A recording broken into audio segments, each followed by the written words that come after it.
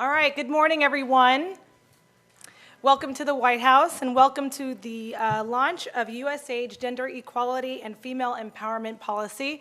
My name is Karen Richardson and I'm an Associate Director in the White House Office of Public Engagement. We are very excited to have you here today. We have a great lineup of speakers here from the White House, also of course from USAID, as well as 3 special guests who are here to discuss this policy and also its importance. Without further delay, we will go ahead and get started. And to kick off the event, we will start with the 50th anniversary video of USAID.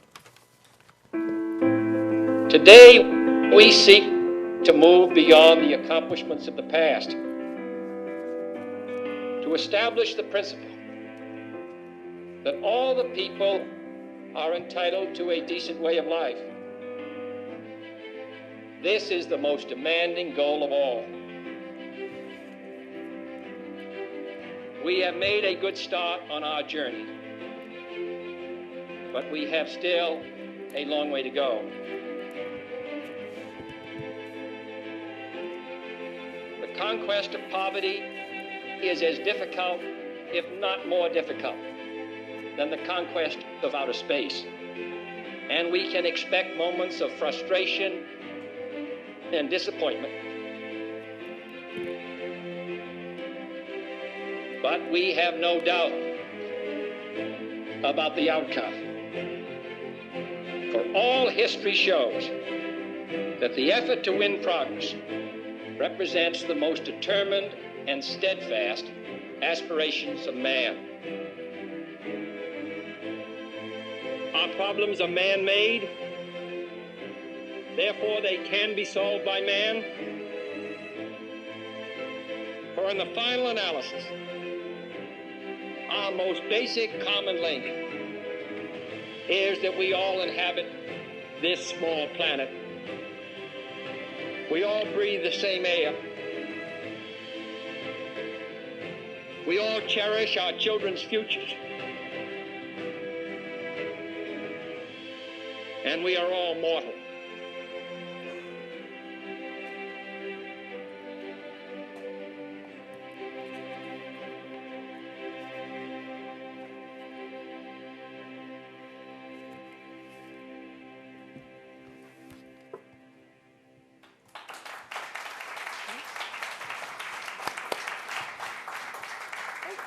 All right, so let's welcome our first speaker for today's program, who is Carla Koppel with USAID.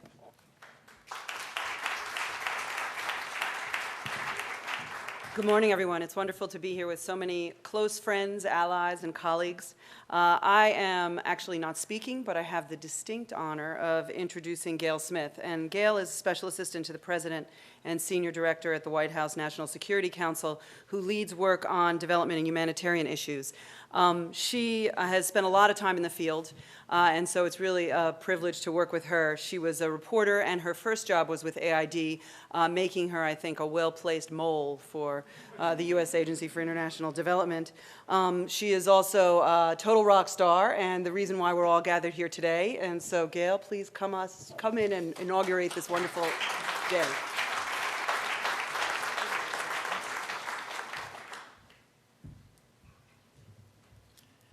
Good morning, everybody. We gather a lot of people here, but I think this is actually the best group in a while. I'll just say that. Something Carla didn't say, and it's true, I'll reveal it now. I was a cheerleader in high school. I was always the one that went like this, and a young woman named Mary Mayo jumped on my shoulders and did that. But the good thing about being a cheerleader is that's what I'm here to do this morning. I want to give a huge shout out to our colleagues at USAID and their leadership across the board, particularly Carla and her team, but all of them. So a shout out to you.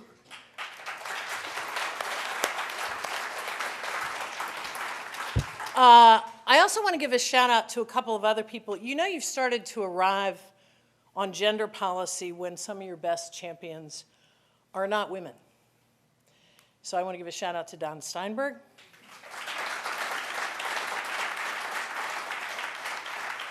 And here on the NSS staff, one of the most effective and most humble colleagues of mine, Rob Brzezinski.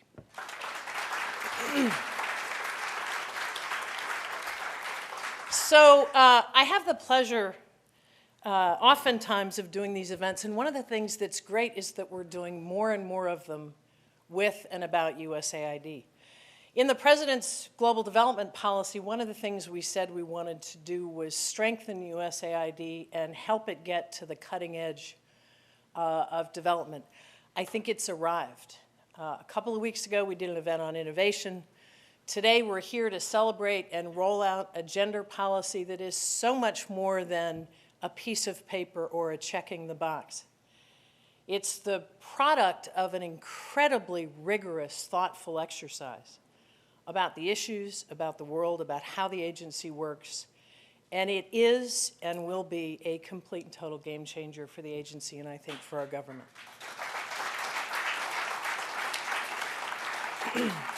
So my next cheerleading gig is for another star in the galaxy of heroes on this issue, and that is a woman here who needs little introduction, Valerie Jarrett, who will speak next. Valerie has been a lead and a champion on these issues during her time at the White House, and I think I can fairly say that one of the reasons that we are seeing across the board, institutionalized in all aspects of our government and our governance, a greater prominence on gender, on the role of women, is because of Valerie's leadership. So with that, I would like to introduce Valerie Jarrett.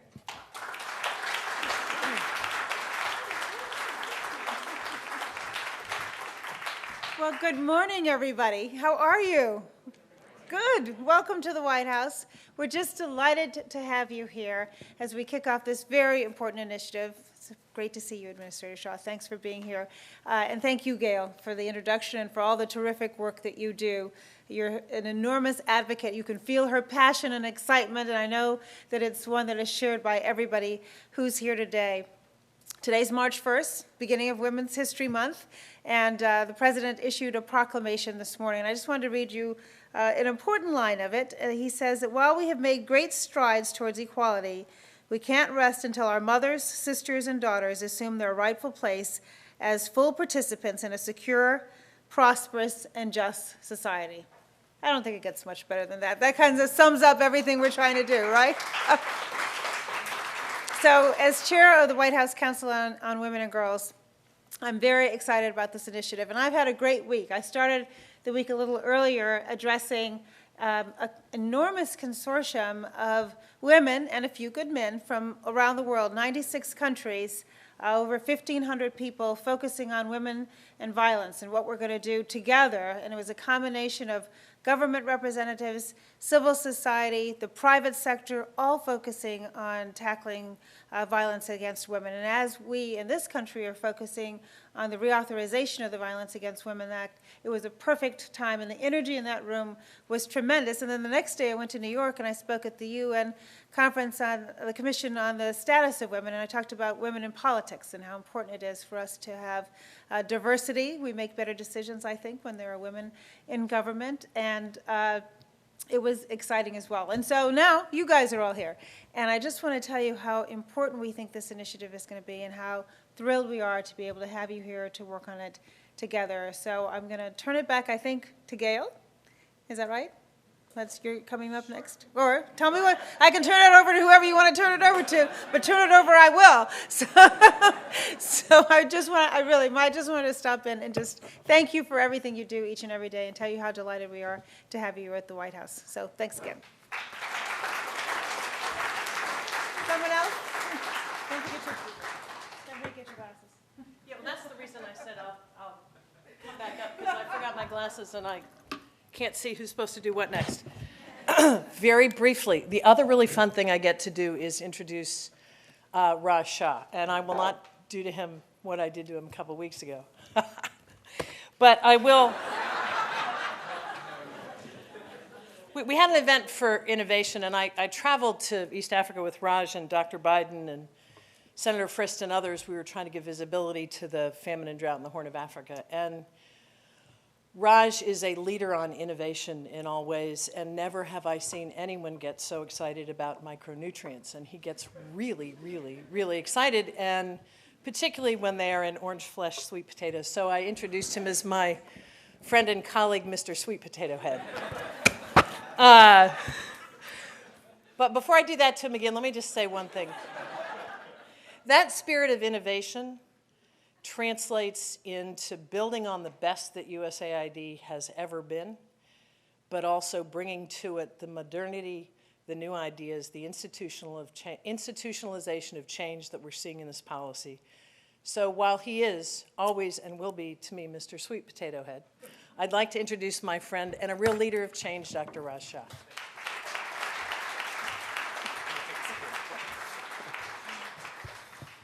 Yeah, I just can't live down the sweet potato enthusiasm, but you know, Gail will admit that she not only shares enthusiasm for sweet potatoes, but for the whole range of things that we're doing across the administration in development and on gender, which I recall she fought very hard to make sure was a central part of the president's first ever comprehensive policy on global development. So that's really why we're here and why we're having this event inside the White House as opposed to a less august setting.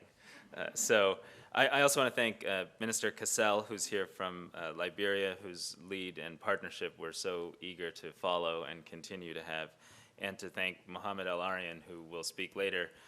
And I was telling him earlier that a group of my teammates yesterday were describing him as a gender champion and someone who fights and leads on gender and women's issues around the world. And I was the one reminding them that he also knows a thing or two about business and finance, and maybe we ought to talk to him about those issues as well.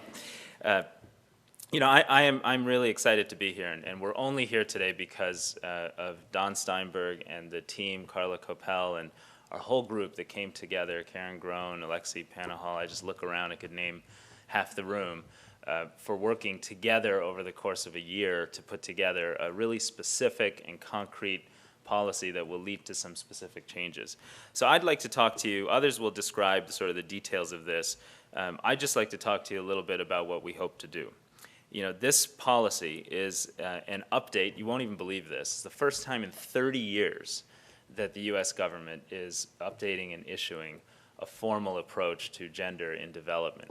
It's extraordinary thing to believe when you are aware of all the data and insight and learning that has come out over the last 3 decades about how investing in women as the solution to development and human rights challenges around the world is a core evidence-based strategy to achieve success. But now we are hopefully correcting for a few lost decades in terms of making that central insight a definitive part of our approach to our work. I also want to highlight that, of course, Secretary Clinton, who has, as Secretary of State, continued her lifelong legacy to fight for these issues, has not only supported this specific effort for USAID and our development institutions to be more focused on investments and policies that support gender and women, but brought the great powers of American diplomacy to that task as well, so that today, in some of the examples I'll illustrate, you'll see development and diplomacy working hand in hand as it should to advance a core human outcome, investing in women as the solution to development challenges.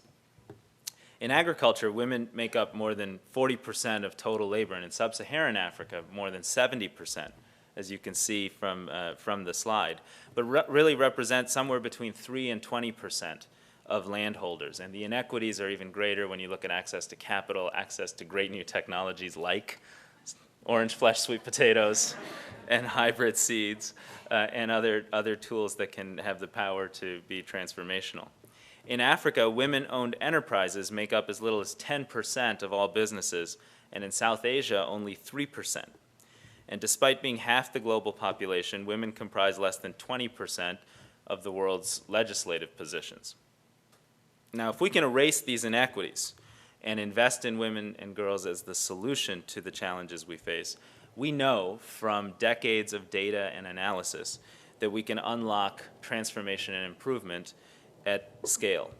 Empowering women farmers, for example, can improve food production and yields by as much as 30% if you had equity and access to land, capital, and technology.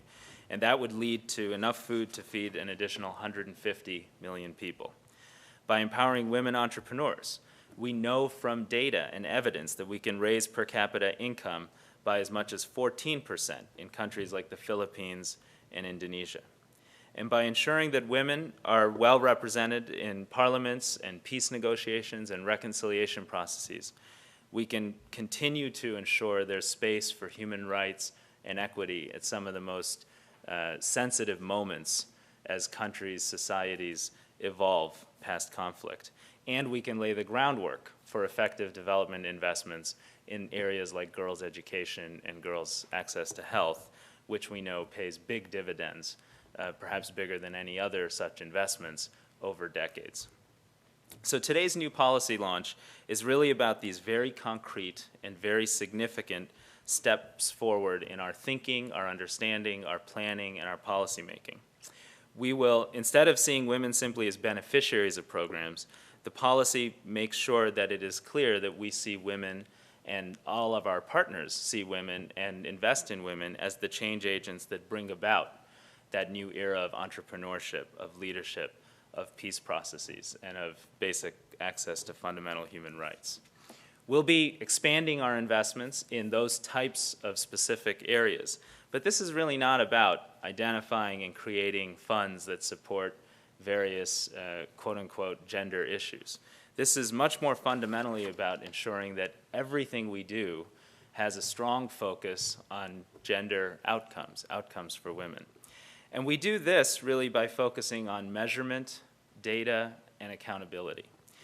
This is a photo of women packing carrots in a plant in Guatemala. It's part of a larger program we have with Walmart, where they are a major purchaser of food from producers that we work with in Guatemala, Honduras, and other parts of Central America. But what's important is just this week we issued the Women's Empowerment in Agriculture Index. And this was astonishing to me. We had more than 400 people come to a meeting at the Commission this week in New York to participate in the technical launch where people described how the index is built, how the data is collected, how the surveys are conducted. I've never seen 400 people sit through a presentation of how you do survey and data collection. But I'm sure glad we did, because when President Obama took office, he and Gail and others fought to make sure that the United States stood for improving access to food and ensuring food security in some of the most vulnerable parts of our world. And President Obama committed the U.S. would raise and spend $3.5 billion, raised nearly $22 billion from other donors, other partners, other countries, and put in place an entirely new way of working in that specific sector. And what's important, and more important than the resources we might spend, is making sure that all of those efforts, throughout that effort that we call Feed the Future, but it has many other names with its other international partners, actually measure outcomes for women and ensure that we're getting the best possible results.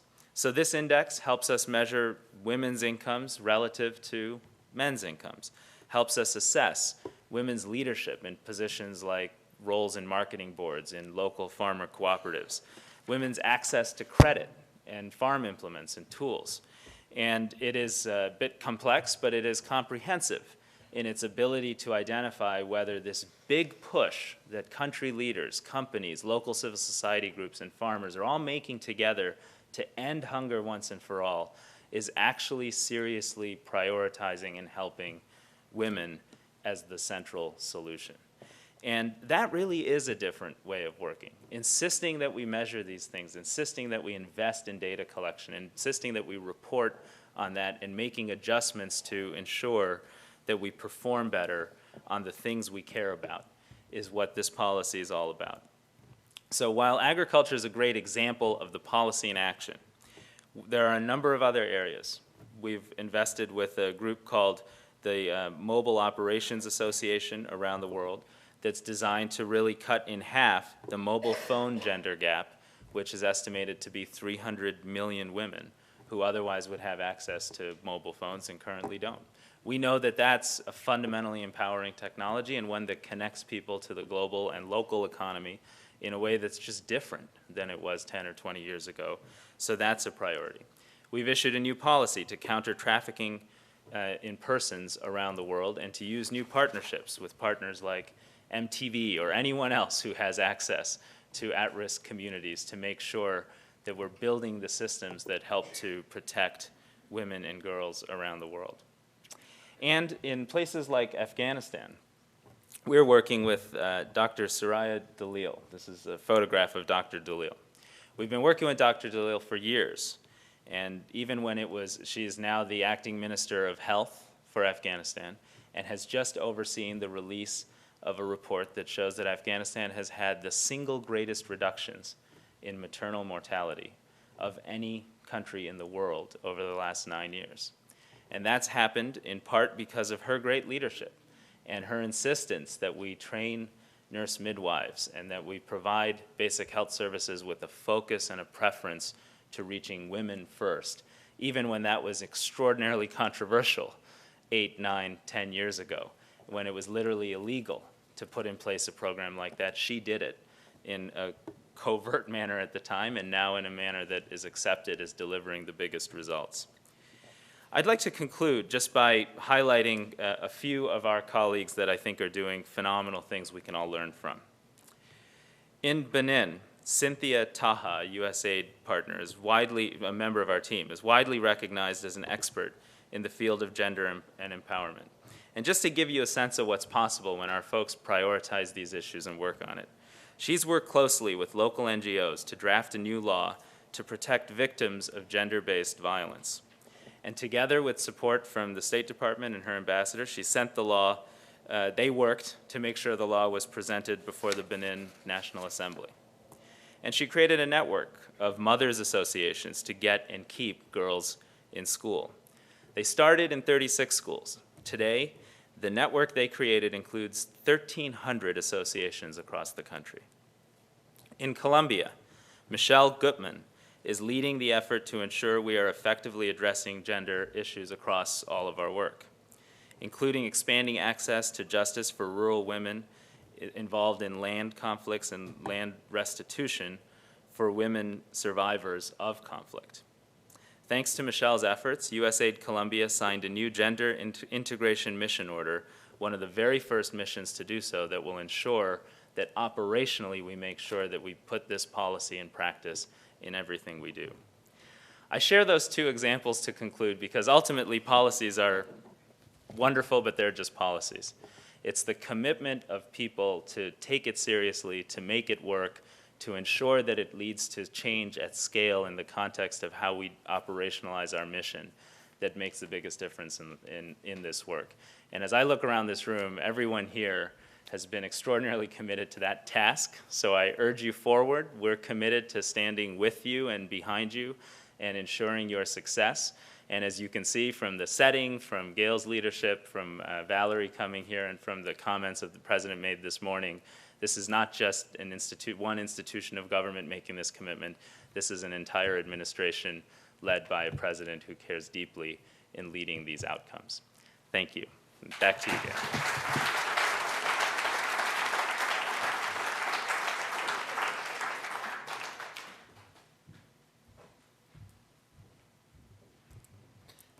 I'm back.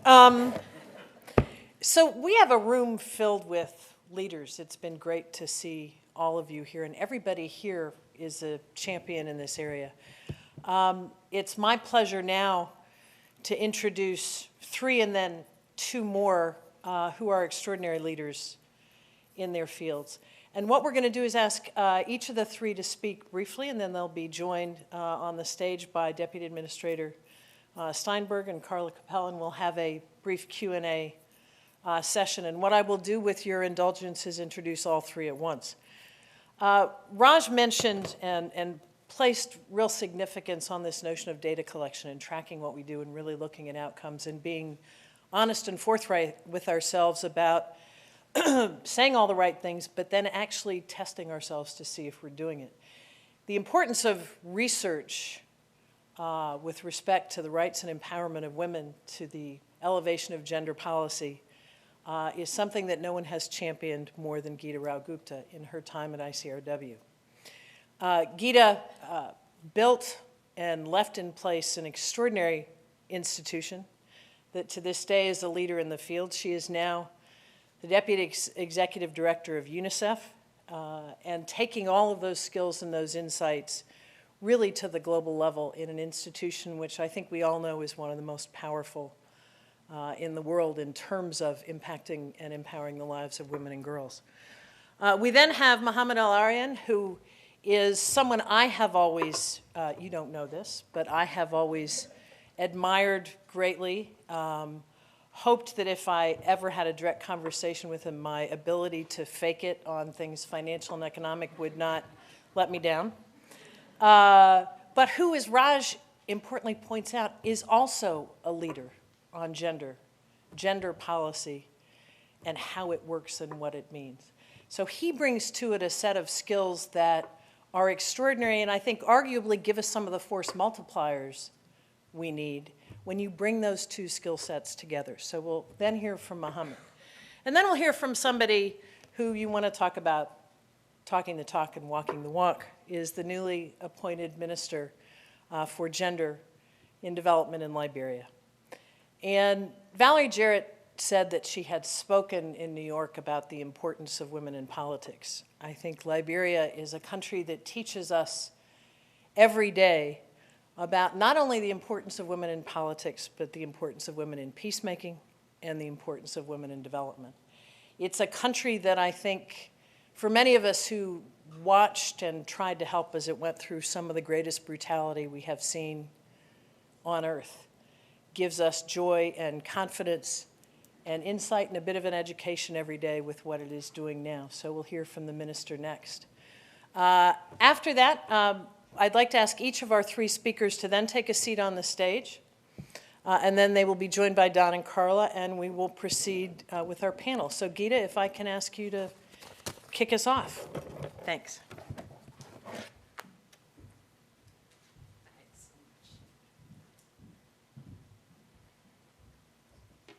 Thank you, Gail. Thank you very much for this opportunity. Good morning to all of you. I want to begin by congratulating you, Raj, for your leadership on this issue and the team in USAID, particularly all the gender experts. You've made your mark. This is going to do it. It's a much-needed policy, the policy on gender equality and female empowerment. And as Raj said, it's been a while since USAID has updated its policy. So it's good that we have a new one. I want to say that I read it with interest and was very pleased with how it read and what it said, because we've come such a long way since the last policy in terms of evidence for making the case for investing in women. And we've also learned a lot through experience on how to mainstream gender into development. And this policy succinctly captures both the evidence and the important lessons learned over the decades. What I liked most about the policy is that it's evidence-based, it's outcome-heavy, and clearly states what outcomes are expected, and it's good on practical application. It provides the details on implementation, all of which we know are critical elements for the success in addition to a mandate from the top, from the leadership. So congratulations to all of you for an excellent policy. I hope it'll serve as a model for other agencies and institutions. In UNICEF, we have learned too. And when the new executive director joined UNICEF, he asked for an in-depth evaluation of the agency's performance on gender, and those findings then informed our expansive gender policy and 3-year strategic priority action plan. And we're using that now to track progress in headquarters and at the country level. And I thought what I'd do is just share with you that while we've had quite a lot of success in getting this sort of integrated into the way we function as an institution, I wanted to share with you some of the challenges, because I think it's not time to rest on your laurels or our laurels, but to really keep in mind what might stand in the way moving ahead and to focus on that. So one, while we saw in UNICEF that it's quite easy to get people to begin to collect sex disaggregated data, not very easy, but we have gotten that far. That analysis doesn't necessarily translate into action. So to keep an eye on that. The second is that we find that it gets integrated into certain sectors much better than in others. So to keep an eye on that. And the third is that while we do measure organizational progress and individual sort of country offices' progress, it doesn't really translate into individual accountability. We don't yet have the strong performance measurement measures in place in order to make that happen. And finally, we are still grappling with the challenge of limited capacity. So despite all the training and the webinars and everything else, we still are challenged by that. So why do we still remain sort of vexed by those problems that have always been problems in the past, despite our sophisticated gender policies? And I believe that the answer is quite simple. Institutional architecture ultimately is animated by people. And we as staff in agencies are influenced by our individual attitudes, our perceptions, and our lived experience, all of which are informed by the societal norms within which we were raised, which are the same norms that we're trying to affect through our gender policy. So my advice to you is this: do not wait until everybody is convinced and every piece is perfectly implemented.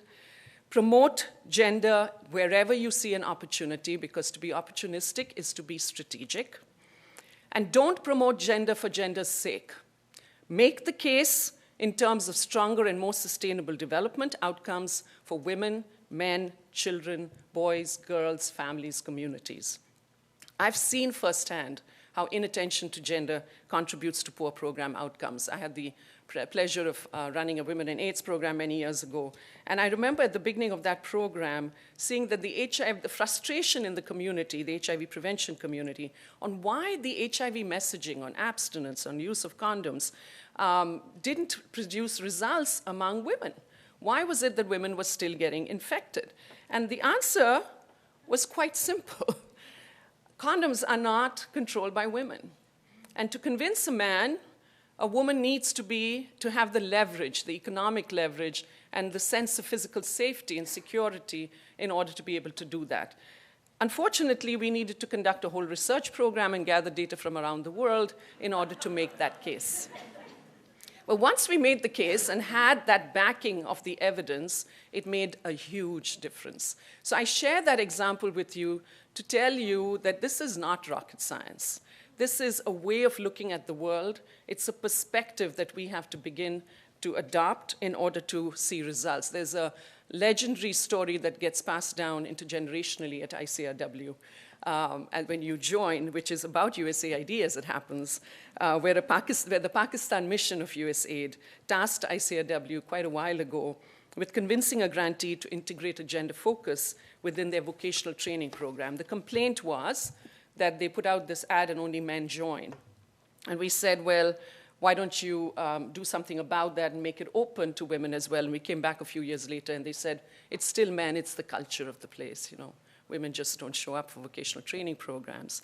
And when we looked at the announcement, it just said, you know, the program is open to all.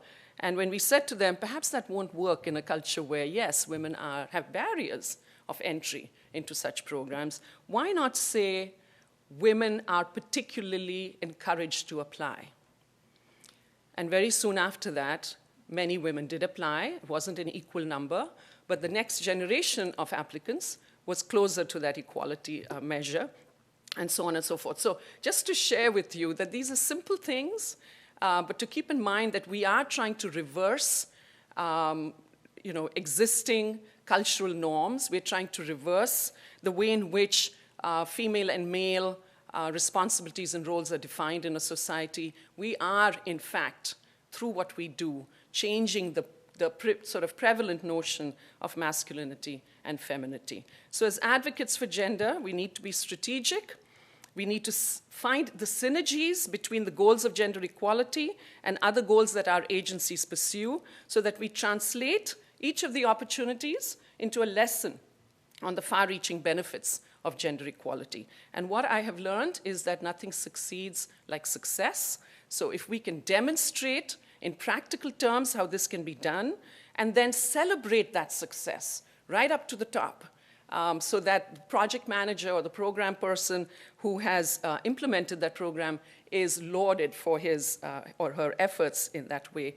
I think that that's what sticks, that's what makes the momentum grow. So with that, congratulations again, and all the very best. We look forward to standing on the outside and watching USAID transform itself. Thank you.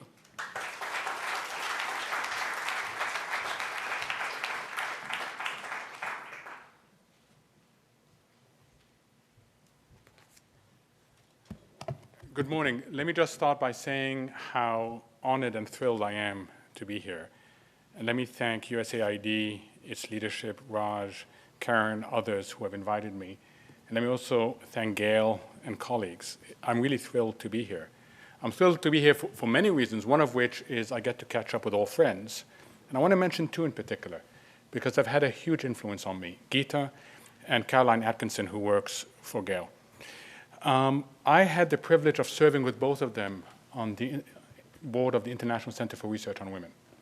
And they patiently taught me a whole lot. And they opened my eyes, and I would not be trying even to fake it, okay, had I not been educated by them. So thank you very much, and it's wonderful to be able to catch up with such old friends. I'm also here with my PIMCO colleague, Libby Cantrell, and we're both here because we happen to be extremely lucky to work for a firm that takes gender equality and women empowerment, but more generally minority empowerment, really seriously. And we do so for our own self-interest, and I want to talk a little bit about this. We think it's in the interest of the individual. We think it's in the interest of the unit, and you'll hear me go from company to family as a unit. And we also think it's in the individual in the interest of society. You may be wondering, and rightly so, what's someone from the private sector doing up here? And not just any private sector, but the financial sector. Okay. Part of it is because we have learned from mistakes, and we are trying to self-correct. You see this in the way we hire people, the way we mentor people, the way we empower and enable our own colleagues. And it's really hard. And I'll tell you why it's really hard in a sec, because I think we have to recognize the difficulties just to pick up on what Geeta has said. But also recently, and this is a picture of it, we've decided to go well beyond what we do at PIMCO and well beyond what we do in our local community. And we've started now to partner up with people that are involved in developing countries through what we call PIMCO Empowers. And we empower through engaging, enabling, and investing in people. And doing so mainly through education and access to finance. Education because study after study, including what I saw at ICRW, says that is really changes things. And finance is because we think we know something about finance. Now, the real reason I accepted to be here is to share with you an embarrassing story. An embarrassing story about myself, and getting very close to that line that distinguishes between courage and stupidity when you make a presentation. I would suggest an embarrassing story about quite a few other people, not just me. So and that embarrassing story speaks volume to what the challenge is out there when you talk about gender equality and women empowerment. As you know, we are in a very competitive industry, an incredibly competitive industry. So we need the best talent. We are a people's business. Investing other people's hard-earned savings, investments, and pensions for tens of millions of people requires the best in the business.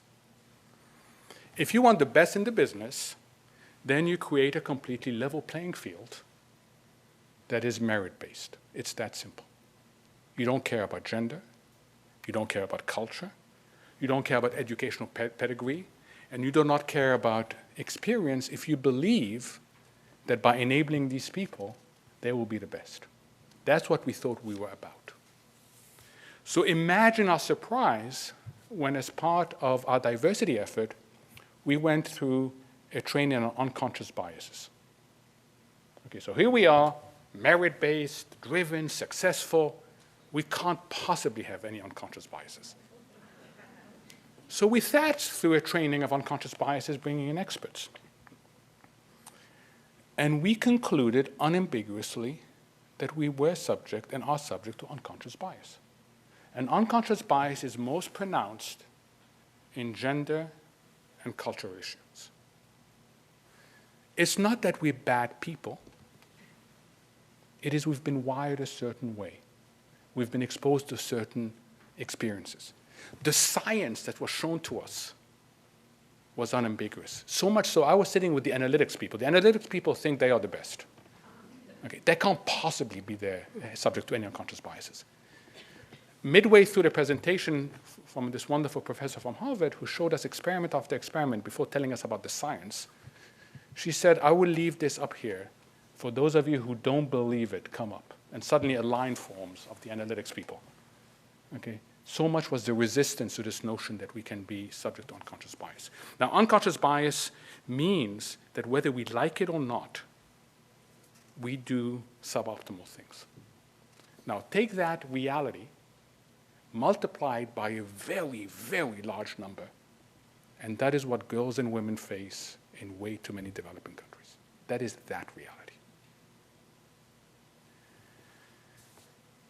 Why is that so important?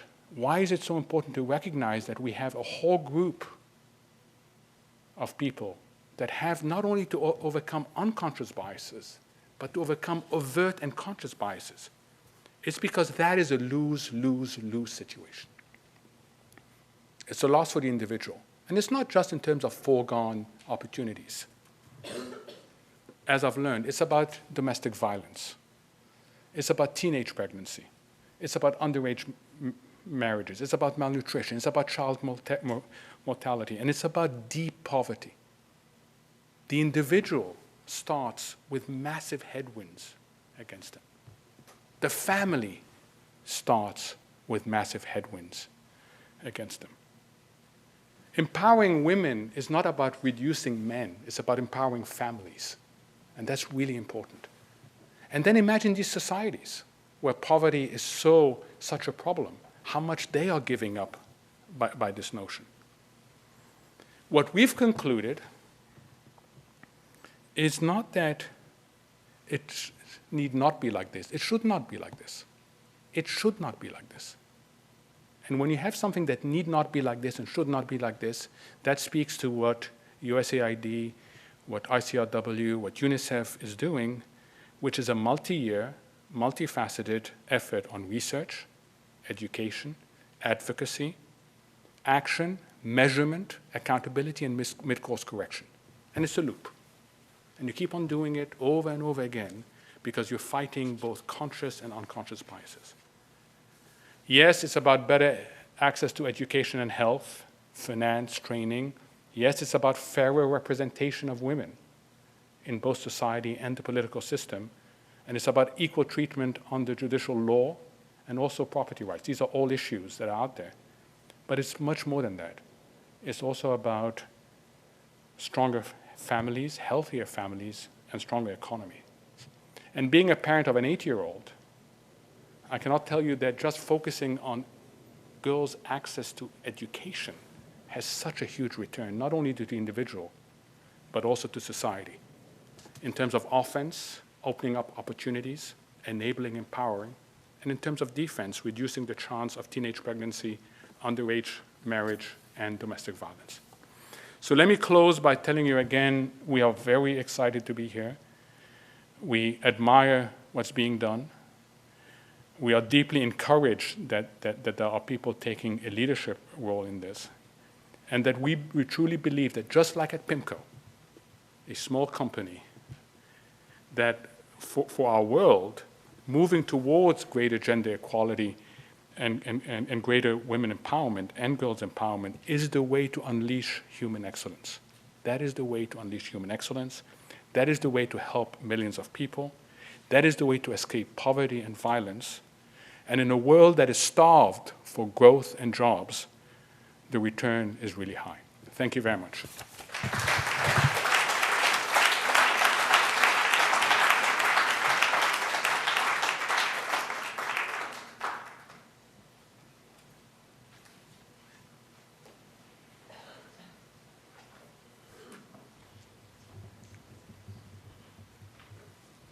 Good morning.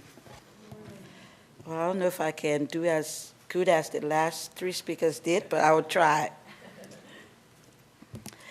I must say I'm very privileged to be here. And you know, when you have friends and they call you on last minute, you say yes, Carla. But it is interesting to know that USAID and the United States government, after so many years, have decided to come back and look at the gender issues. Liberia, as a small country, was one of the first countries that adopted their own action plans for gender. As we all are aware, the women of Liberia have long been marginalized, discriminated against, and kept out of decision-making process that shaped their lives. They have been excluded from economic and educational opportunities, disregarded by law, overlooked in policies, and denied security and basic services. They bore the brunt of our nation's long and bloody conflict, and they continue to struggle for the physical and emotional scars that were left after the war. But from 1994 to 2003, the brilliant women of Liberia mobilized themselves and staged a nonviolent protest and demonstration calling for an end to the conflict. They united across ethnic, religious, and social economic boundaries to form the Women of Liberia Mass Action for Peace and demanded the end to the conflict. Their dedication was never more apparent than in the 2005 elections, when women represented more than 50% of registered voters in Liberia. The result of the participation was the historic election of Her Excellency President Ellen Johnson Sirleaf, the first woman head of state in Africa. As our experiences in Liberia demonstrates, women play multiple roles in conflicts. They are combatants, they were victims, agents of change. In order to protect and rehabilitate women from the violence and injustice, they also often endure in conflict, and to see them as the catalyst of positive change and lasting security that they have proven they can be. Special measures must be taken. It is with this in mind that the international community adopted the UN Secretary Council Resolution 1325, and Liberia too was also the first that put that action plan into place. And right now we are in the process of the implementation of our own 1325 plan. Liberia has demonstrated its commitment to achieving this by being among the first nation in the world to develop such action plan. Our progress towards the implementation of 1325 thus far has been encouraging. We have seen significant increase in the number of women choosing to work in the security sector. And we must give thanks to USAID, because that is one of the areas in Liberia that they have been working extremely with our women in security and peace building. We are strengthening the judiciary system and law enforcement in order to eradicate the environment of impunity that has long existed for perpetrators of violence against women. And I say this to say our judiciary system, USAID too, is also working closely with that system, so that in the past it was mostly run by men. We have a judiciary system of 6, one of which we had 2 women, 1 retired. Right now we only have 1 woman on the bench. So we're hoping that when 1 retires again, we can replace that man with another woman. But also in our security sector, our justice system is led by a woman. Our justice minister is a woman. All of our deputies and all of our assistant ministers are women. So this is to show you the kind of effort that we are putting on the security system as it relates to women. We've put significant efforts in training and building the capacity of women to participate in all conflict prevention, peace building, and post-conflict recovery processes. And in this, we want to say that we are working with our partners. We've established what we call peace huts in all of our villages, where women can gather to discuss issues relating to violence in the various communities. We have also increasing women and girls' access to education, opportunities, and literacy program. Right now, in every rural area as we build a new market. We try to build a literacy center so that, and a daycare, so that while the women are in the market, they can take turns to go and learn how to read and write. And I can show you, tell you that this is happening because we just ended another election. 2005 election, a lot of the women in Liberia could not even write their own names. They had to vote with their thumbprints. In this gone election of 2011, over 60% of the women that participated were able to write and sign their own names on the ballot boxes. With help from our donors and partners, we've provided economic opportunities for women. We established the Rural Women Council, and we've also established the cross-border women. A lot of our women does cross-border trading. They go from various countries, cross borders. And because of that, security too is very important, because as these women leave Liberia to go to Guinea or Ghana or the Ivory Coast to buy goods, they take produce there to sell, and then they buy goods to bring back to sell. But they are faced with a lot of challenges at those borders, because most of the border points are manned by men. But how do we get women to get in those areas of security? We want to say here today is that to our partners, and USAID especially, who's been helping us in our security sector, that some of the reasons and challenges why women in Liberia do not get too involved in the security sectors, because most of the women are breadwinners. They have their own children, they are taking care of their fathers and their mothers. In order to leave that to go into the academy, who's going to take care of the children? So part of what we are doing is putting a plan in place that we can build a family center, so that if the women decide to go to the academy, there will be some provision there, something near that their family too can be part of. We must ensure the following too, if we must continue providing and empowering women and making sure that they participate in all sectors of things. Just another example, this ended election. 2005 election, there was a lot of enthusiasm from the women. So we have more women that was elected to parliament. This gone election in 2011, a lot of women lost their seats in parliament. And we ask ourselves why. Is it because that Madam Sirleaf was elected as president so the women felt reluctant, or because they did not get the kind of support, or because the men decided this women thing have to stop? We can't allow this to happen. We have a female president, so let's take the whole House of Representatives, or let's take the whole House of Senate. We have a midterm election coming up.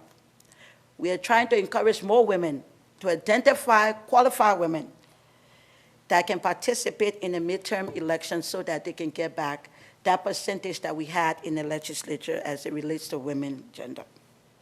Also, with our girls, that is very crucial right now to our president, is our adolescent girls. These girls were used as child soldiers too.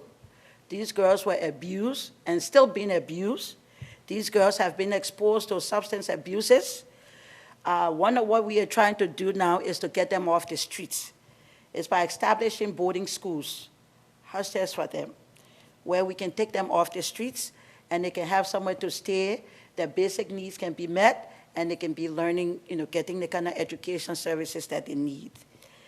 We want to take this time to say thanks for the invitation, inviting us here. It was on a short notice, but the role that the United States government continue to play through USAID is very important, especially in our security sector. Again, the Army. We have women now in our Army. We have women in the police force. We have women as immigration chief, custom borders, but we'd like to encourage more women. More women would like to go into those areas, but the needs and the challenges in getting there. So those are things that we'd like to work with USAID in seeing how we can formulate the policies and the process in making sure that we encourage more women to go into the security sector. And not forgetting the boys. In Liberia, we say that the women and the men have to work together, because you can empower the women and leave the men, and so they feel threatened. So our thing is that all women or the girls, when we plan programs, we have to plan a counter program to bring the boys or the men on board. And so this is our challenge, but we know it is a big challenge for us. But the good thing is in Liberia right now, the women are in the majority when it comes to population.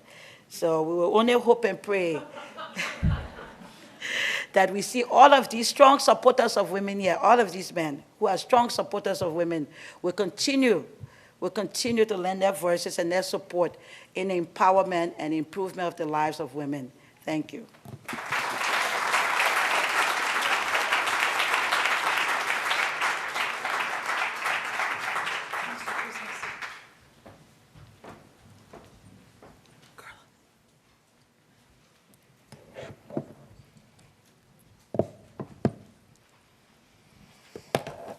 Minister, I would argue that Liberia's had women in its army for a long time. I remember during one of the many rounds of negotiations aimed at trying to get Charles Taylor out. I was in government at the time, and negotiations were going on, and blood was spilling everywhere, and I got a call from a colleague at the State Department who said, somebody's got their attention. I said, what's going on? He said, the entire building has been surrounded by women.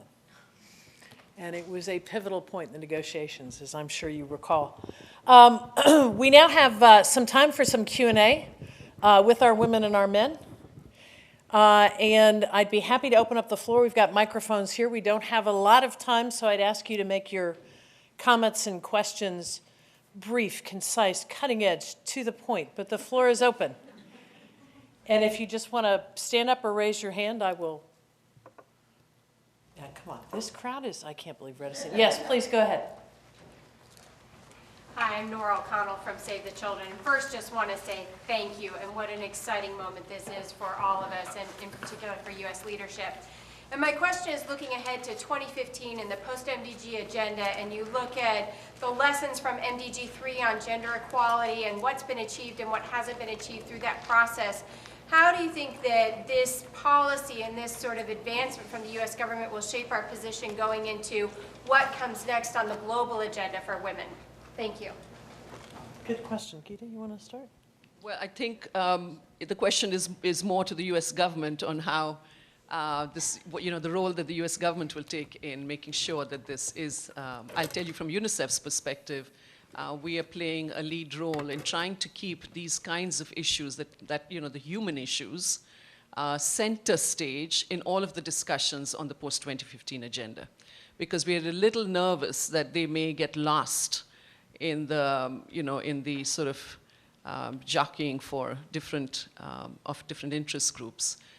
So trying to keep, children's health, women's empowerment, up there and visible by having sort of international discussions about these issues from now till 2015, so that people don't forget that we still have a long way to go. We haven't met many of these goals in many countries.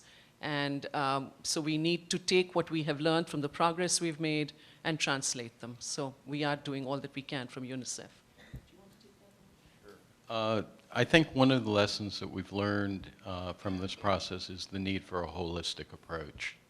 It's not just about a single millennium goal that can be numbered and targeted. And in what Raj was saying earlier, the approach that we're adopting at USAID basically has a 4-pillar approach to it. First, specific programs for women's economic and political and social empowerment. And so that means political caucuses, it means support for gender neutral electoral processes, it means girls' education, it means not only micro-enterprise, but small and medium and large-size enterprises, so that women have access to capital, so that women have access to land, inheritance, et cetera. But that's not enough. You then also have to look at the protection and participation side, so that it is women who are leading these processes, and especially in conflict and emergency situations. And this is where The groundbreaking work that's been done on 1325 has been so significant. We were 10 years late in adopting the National Action Plan, better late than never.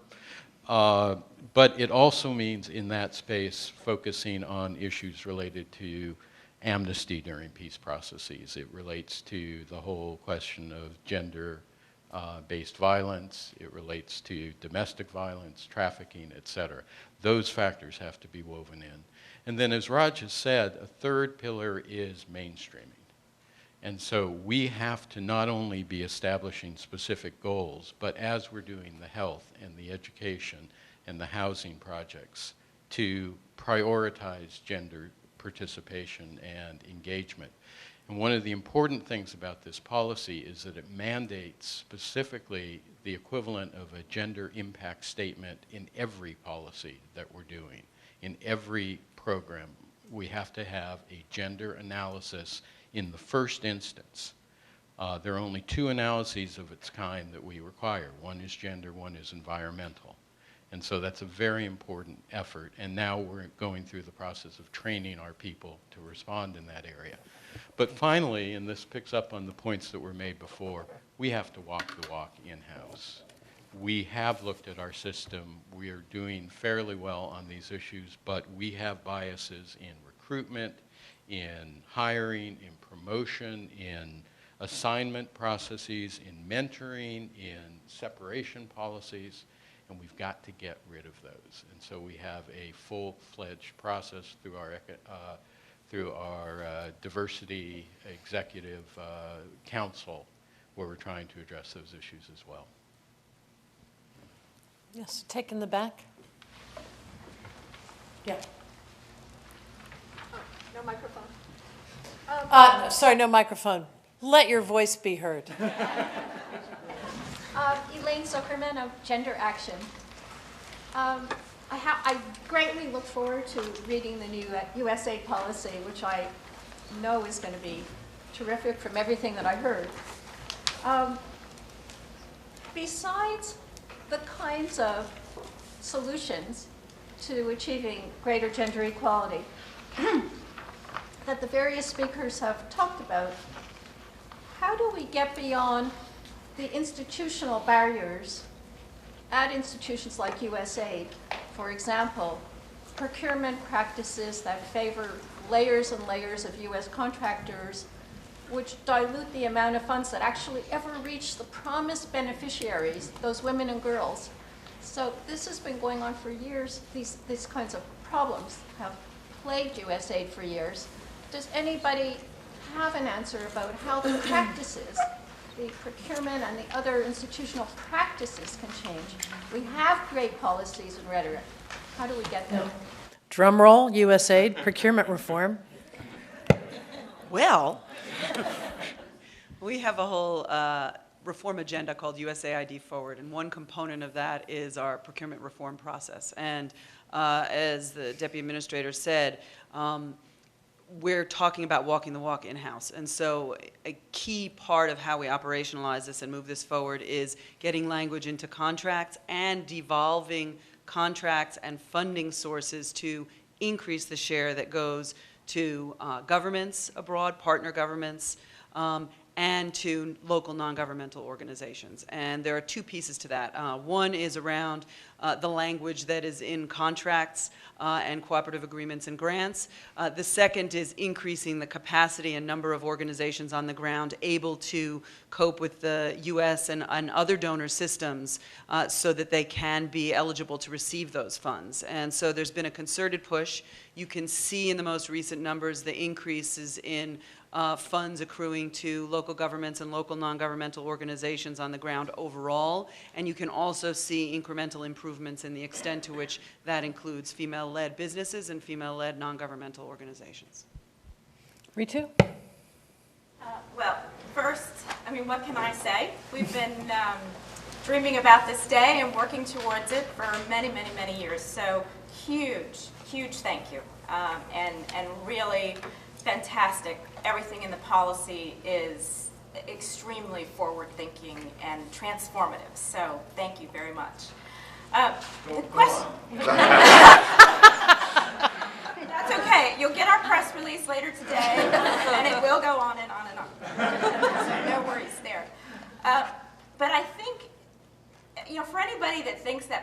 politics doesn't matter. This is evidence that politics matters. You know, this administration made this happen, even though we've been asking for it for 30 years. So with 10 months left of this administration, hopefully the first term, I'm sorry, we are not nonpartisan.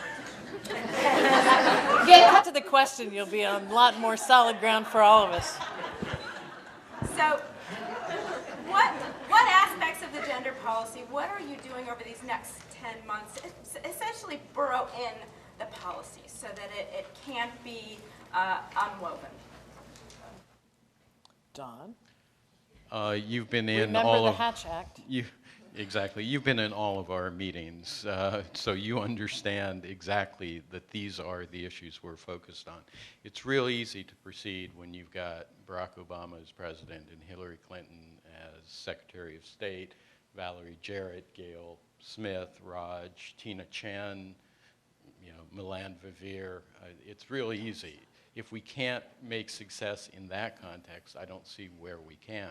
But you're absolutely right. It's more about an institutionalization of these principles, and that's where the policy is so important, because it is being woven into our project design. It's been woven into our process of developing country strategies that will dictate what we do on the ground for the next series of years. It's being woven into our performance evaluation.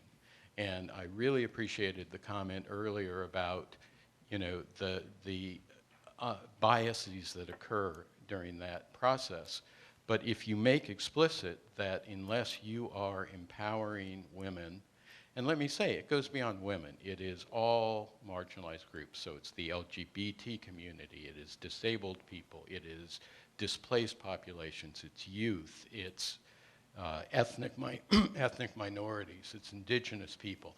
Unless you recognize that inclusive development is the only way to get sustainable development, you won't be promoted, or you won't be assigned a position as a mission director, which is the equivalent of our ambassador's position. The final aspect that is absolutely vital is training, and the importance of getting people early and often to create advocates, but again, not necessarily just from the standpoint of fairness and equity. There's a human rights approach to these issues, but there's also the efficiency, the utilitarian argument. And unless people understand that their projects aren't going to work unless women are fully empowered, and they see this in their own personal interest, it's not going to succeed. To go beyond that just for a second, we are looking at what institutional changes we can make so that we have reformed our Women in Development Office. It is now a much more inclusive, much more focused on mainstreaming, much more focused on serving our own agency in that area. We've brought in Karen Groen in our policy planning and learning area, who is a resource for our entire agency on these issues. Carla Coppell has been a godsend. I will tell you, when I got this job, I said that the one condition was that Carla come with me, and she has just transformed this agency as well. Sarah Mendelson in our Office of DACA has done a fabulous job as well. And just for the last thing I wanted to say is that the key, though, for me, is that you have to help us keep our feet to the fire. Not only this administration, the next administration. I was reflecting on this just the other day when Raj said, so what does the community think about these issues? And Karen, Carla, and I were looking at each other and saying, 2 years ago, we were the community. We were sitting where you were. And so, this has been driven by your advocacy, by your vision, and in particular, the vision of women in developing countries themselves. The last word I want to say is that we have a policy guideline that we use, nothing about them without them, and that we have to be guided by their wisdom, by their ground truth, and by their moral authority. Thank you. I think, Mohammed, you wanted to add something? Yeah, just to justify me being up on this panel. Let me just say, I too hope that President Obama is reelected. I've made no secret of that. But regardless of this, the one thing I would say to you is this is absolutely an effort that has to be led in an important way by the multilaterals, by the national agencies. Yes, yes, yes. Don't ignore the multiplier effect of the private sector. Yep. Right? I look at our own experience with 2,000 people. We're small. Our eyes were opened. Gita had a lot to do with it. Others had a lot to do with it. Our eyes were open. And then we realized that we had tripped over something that was in our self-interest and that coupled, and it hardly ever happens, efficiency and fairness. People love that. The minute we realized and did this institutionally, and the other activities where employees volunteer their time and their money, suddenly it was a massive catalyst for that. And suddenly people were devoting their time to go out and teach disadvantaged youth in our local communities.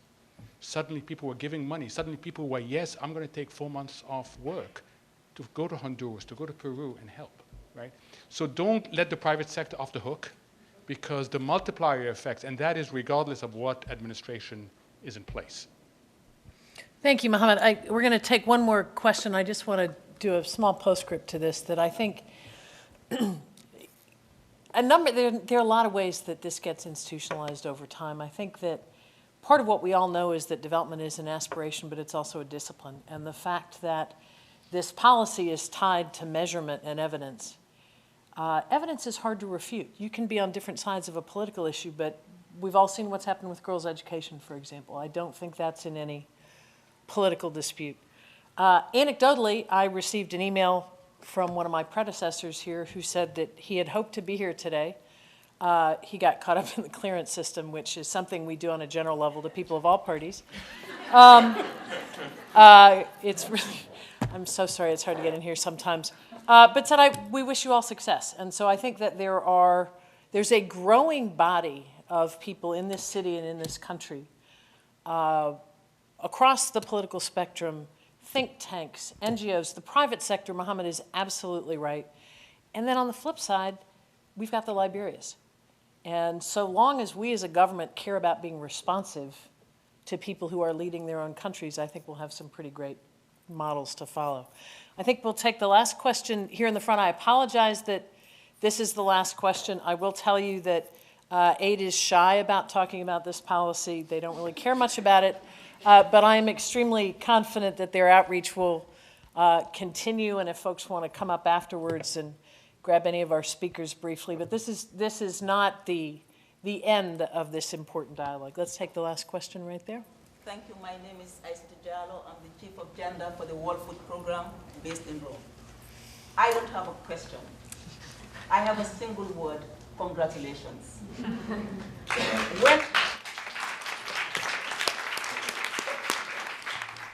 A few more words. And